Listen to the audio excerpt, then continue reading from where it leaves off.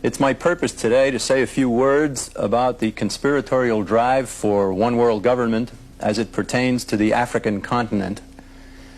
For many decades prior to the middle of the 20th century, much of the African continent, especially black Africa, had benefited tremendously from European presence.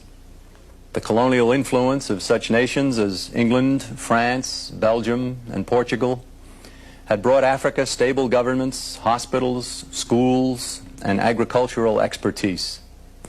Missionaries had helped to bring civilized attitudes to warring tribes. The benevolent influences had already led to a growing native class of doctors, educators, and businessmen. The future looked increasingly bright for the dark continent, but progress was not what one-worlders in the West wanted. They wanted control. In one of history's most shameful abdications of responsibility, the European powers submitted to cries for independence and one man, one vote. Communist-inspired revolutionaries who were more easily characterized by the redness of their political views than the blackness of their skin perpetrated incredible atrocities on their own people and on others. It was for these revolutionaries that these nations were created. And each was immediately given international status by the United Nations and recognition by the West. France turned over Algeria to communist Ahmed Ben Bella in 1959. Algeria at the time was just as much a part of France, it was not a colony, as was Marseille or Paris. But it didn't matter to the political manipulators, though it certainly mattered in time to the people in Algeria. Belgium abandoned the Belgian Congo to communist Patrice Lumumba in 1960. Lumumba was so important to communists that a Patrice Lumumba University was created in the USSR, and it's still there today. When the mineral-rich province of Katanga in the Congo sought to secede from the chaos caused by Lumumba's government in 1961, the United Nations went to war against Katanga. Katanga's pro-Western, anti-communist black leader, Moise Tshombe, begged the United Nations to cease its bombing of hospitals and civilians and its attack on the productive element in Katanga. 46 doctors at the Elizabethville Hospital in Katanga sent an anguished plea to the world's leaders, condemning the United Nations and begging to be left alone. If anyone needed to know what the UN really stood for, its military attack on Katanga supplied the story. The photos in this book show what the United Nations did in Katanga.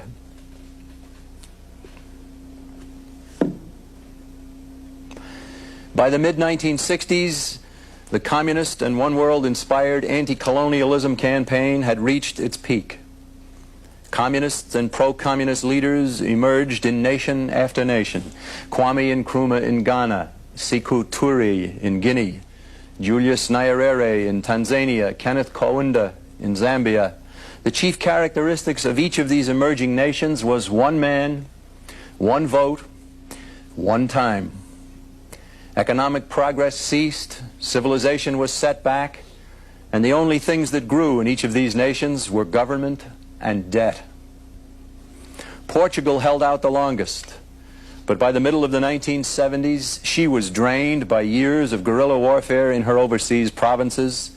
Again, not colonies, overseas provinces of Angola and Mozambique.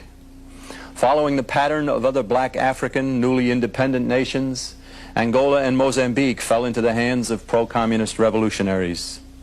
The forces of international conspiracy then turned their attention to Rhodesia. Under the leadership of Ian Smith, Rhodesia had declared her complete independence from England in 1965. Here was a nation where prosperity was the norm. For the blacks, there was more education, better health care, a higher standard of living, and a brighter future than anywhere else on the continent. But the mania for black majority rule took over, and several communist-supplied revolutionary groups began their campaigns of savagery, mostly against blacks, but also against whites, to create the chaos and anarchy that would destroy the reigning government and allow them to take power. In 1970, a United Nations resolution condemned Rhodesia and urged the world to supply moral and material assistance to Rhodesia's enemies operating out of Zambia to the north. Later, the same urging was applied to Mozambique to the east and Angola to the west. When these Marxist-led nations suffered because they had cut themselves off from food, electricity, and jobs that they got from Rhodesia, the United States government sent aid to make up the difference. In 1976, Secretary of State Henry Kissinger actually went to Zambia to promise such aid. Rhodesia could have handled its problems with the revolutionaries, but it could not cope with the betrayals, isolation, sanctions, and pressures it received from so-called friends, England and the United States. For a time, it seemed as though Ian Smith's government could survive as long as South Africa to its south could be relied upon. Ian Smith vowed not to negotiate with the rebels, led by Joshua Nkomo and Robert Mugabe. But in late 1976, Secretary of State Henry Kissinger pressured South African leader John Foster to induce Smith in Rhodesia to negotiate. Eventually he did so, and eventually he capitulated to black rule. And now Rhodesia is Zimbabwe. One man, one vote, one time has triumphed again. Robert Mugabe has ascended to power over the bodies of hundreds, perhaps thousands of innocent victims. The United Nations, England, and the United States, and practically all of the world recognize him as a legitimate leader. He has successfully destroyed all opposition to his rule, white or black, and is a totalitarian dictator.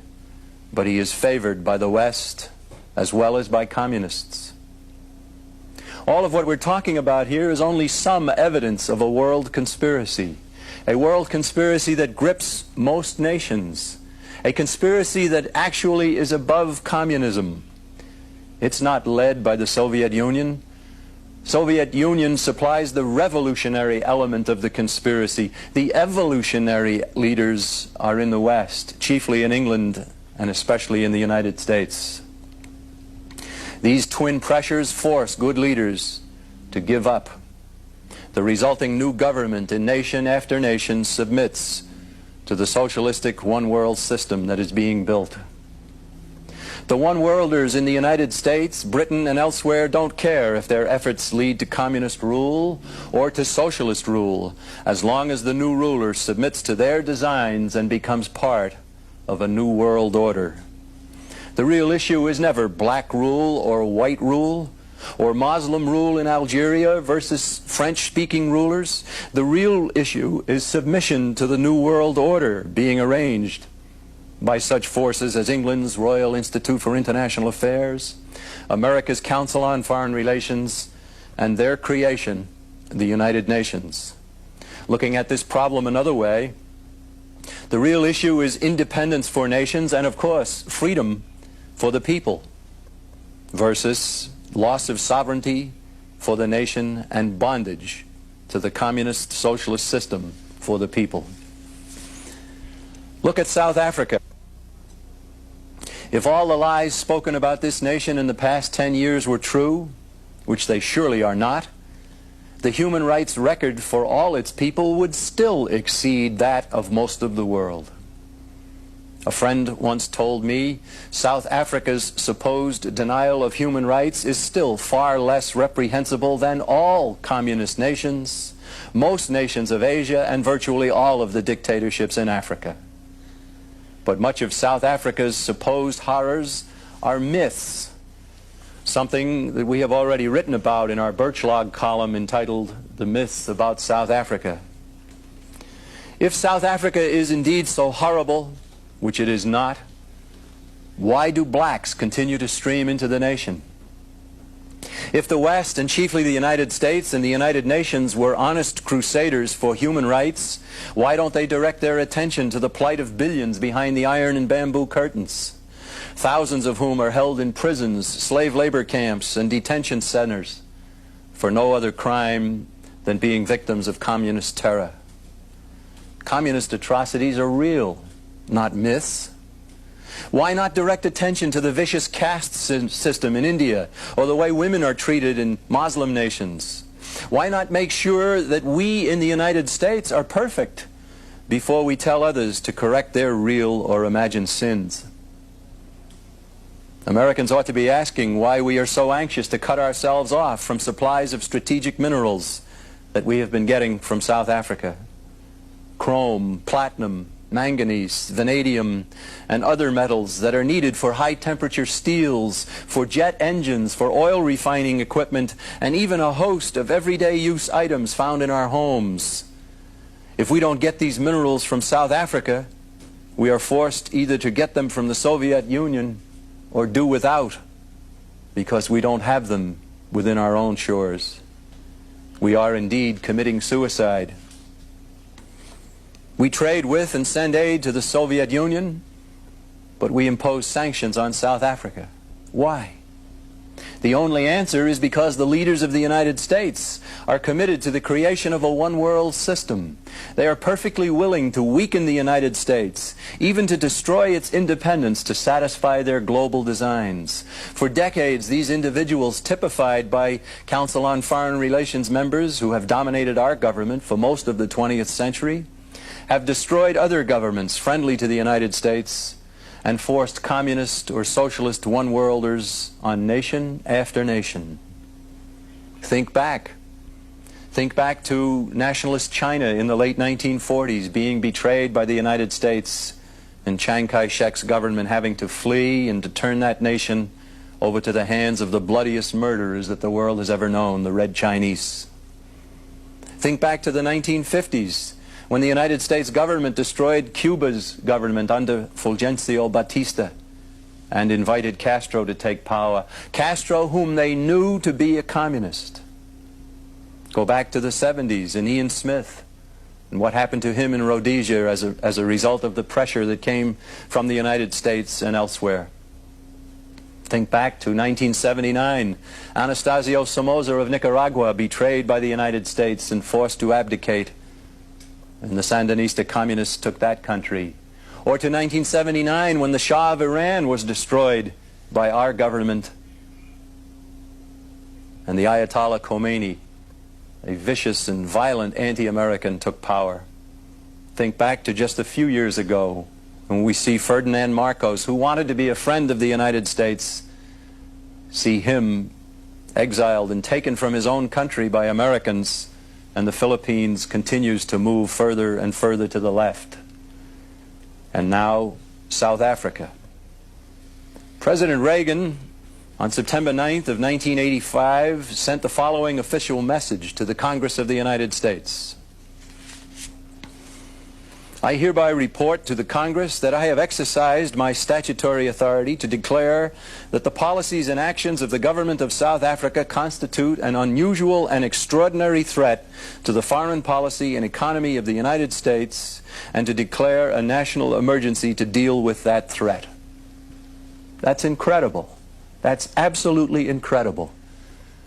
While we have a nation like the Soviet Union invading its neighbors, causing unrest and trouble all over the globe, financing Cuba that finances Nicaragua, and the President of the United States is moving heaven and earth to have us deal with them more, to have more trade with them, to supply them with more aid, to welcome them into the International Monetary Fund and the World Bank and many other things.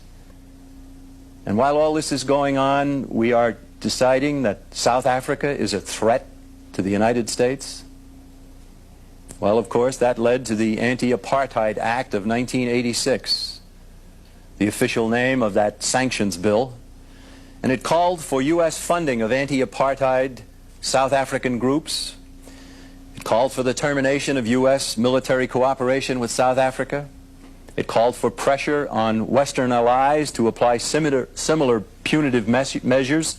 It called for the unbanning of terrorist organizations such as the African National Congress and the release of what they called political prisoners with the name Nelson Mandela mentioned by name.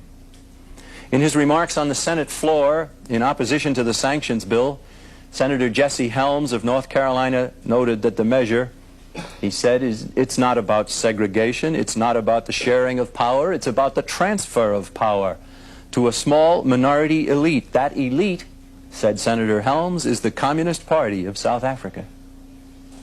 He went on to talk about the intent of the new legislation is to recognize the communist movement of South Africa as the legitimate and preferred successor to the present government of that nation.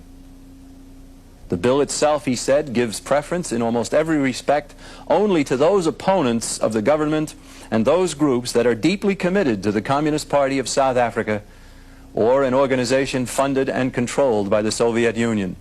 The non-communist leaders of the blacks and non-whites are treated as though they do not exist. This is what this South Africa Sanctions Bill of 1986 accomplished. The senator from North Carolina then asked, why is it that only persons mentioned by name in the bill are communists? Why is it that the only parties referenced are precisely those parties which are under total control and support of the international communist movement?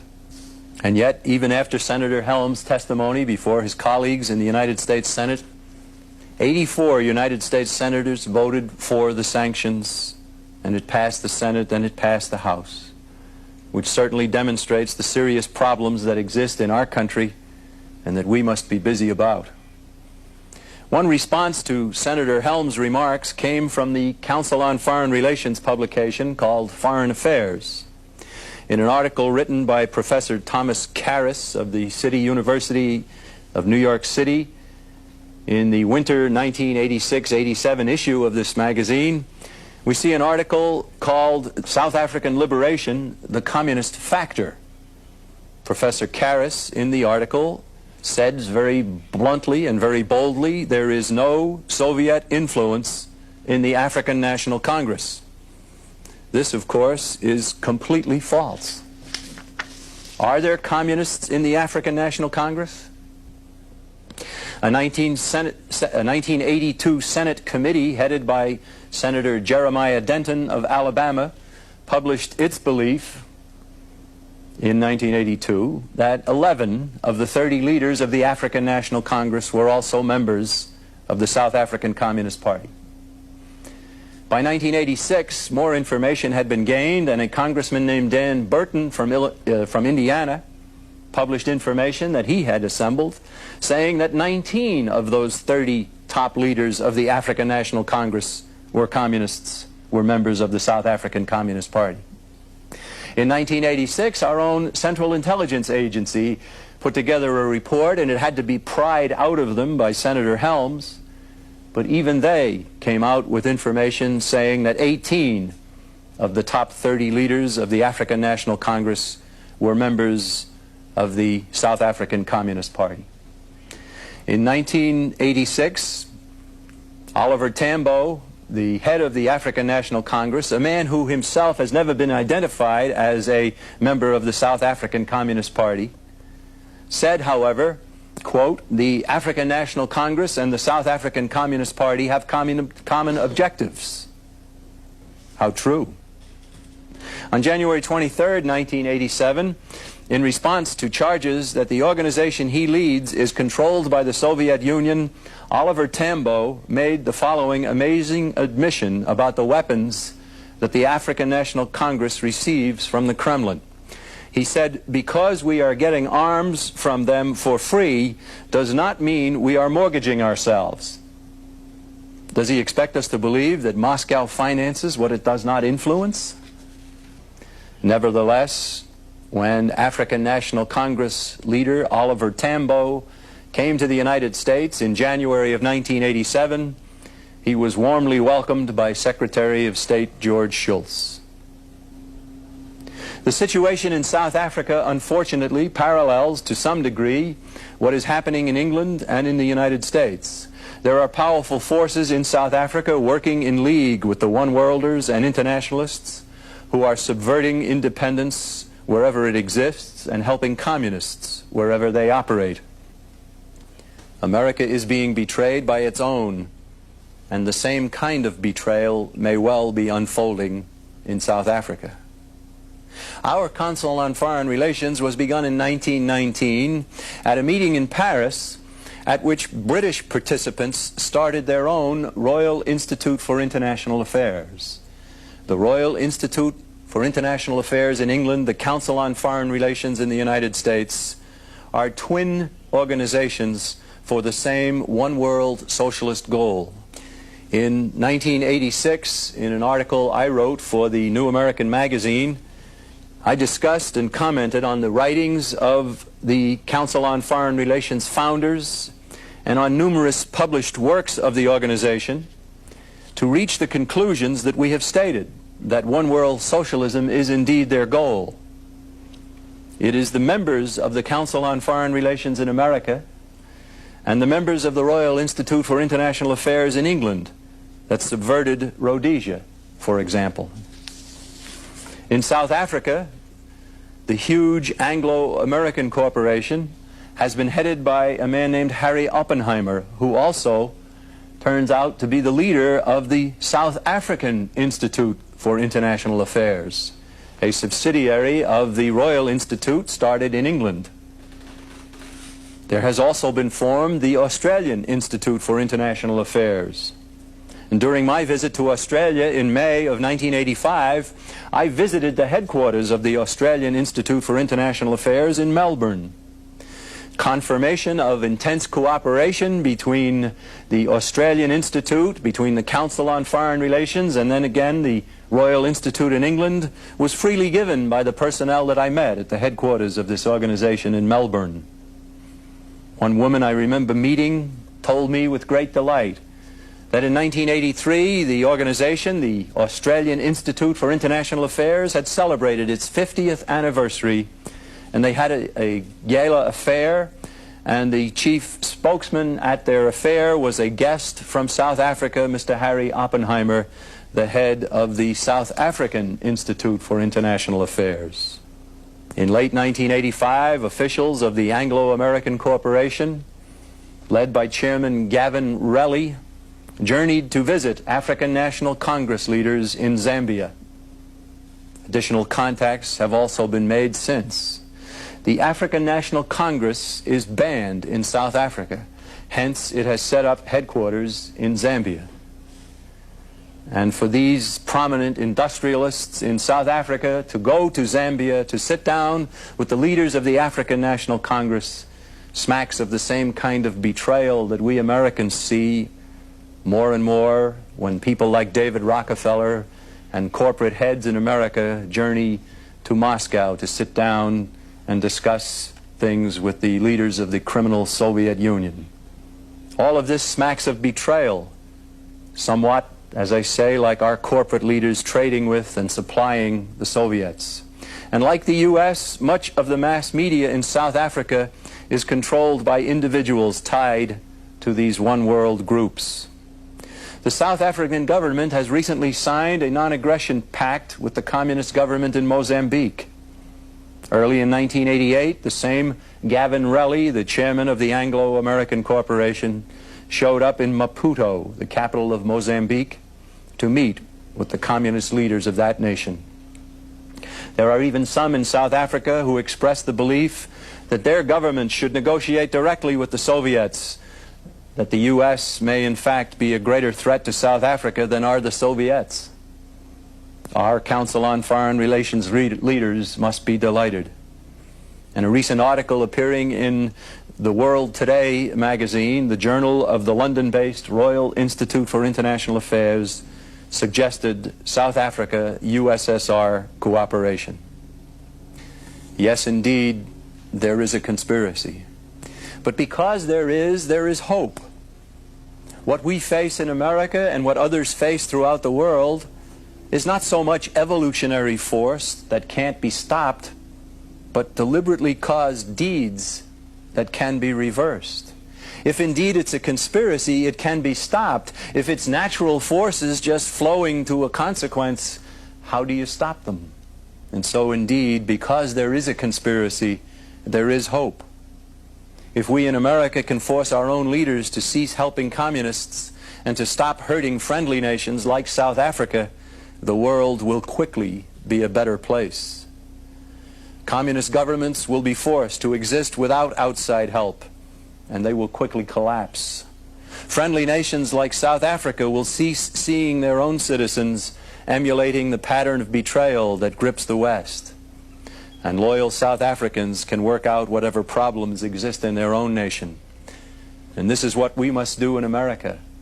We must wake the town and tell the people about what our government is doing in South Africa, about what our government is doing to help the communists in the Soviet Union and elsewhere, about what our own government is doing to destroy the economic life of our country. We can do it. We must do it. We have friends all throughout the world who want desperately for us to succeed. So let's be about our business. Thank you very much.